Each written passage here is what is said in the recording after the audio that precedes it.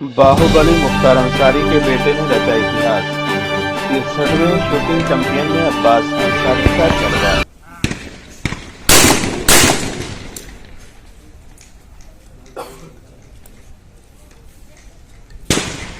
करनी Singh shooting range नई दिल्ली में मुनक़िदा 63वें कौमी शूटिंग चैंपियन मुकाबले में मुल्क भर से शूटर जमा हुए, जिसमें अब्बास अंसारी ने एक बार फिर अपनी मशहूर निशानाबाजी का मुजाहरा करते हुए कौमी शाइनिंग शूटिंग के लिए क्वालिफाई किया।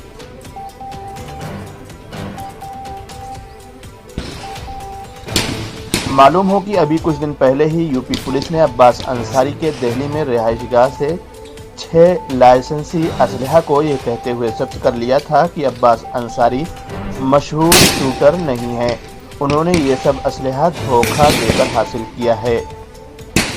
लेकिन आज अब्बास अंसारी ने यूपी पुलिस के इस दावे को बेबुनियाद साबित करके मुल्क के मशहूर शूटरों की फहरिस्त में अपना नाम दर्ज कराकर ये मुकाम फिर से हासिल कर लिया है।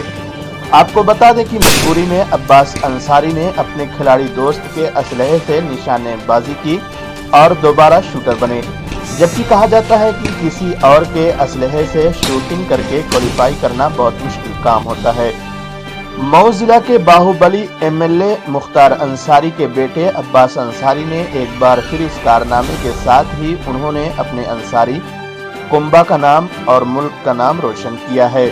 आपको बता दें कि नेशनल क्वालिफाई के लिए 95 का स्कोर जरूरी होता है, लेकिन अब्बास अंसारी ने इससे अच्छा मुजाहरा करते हुए 105 का स्कोर किया, जिस पर अब्बास अंसारी के कोच और महकमे खेल से वाबस्ता सीनियर खिलाड़ियों और अहदेदारों ने उन्हें उस कामयाबी पर मुबारकबाद दी और सभी ने अब्बास अंसारी को रिनाउंड शूटर का खिताब लेने पर तारीफ भी की।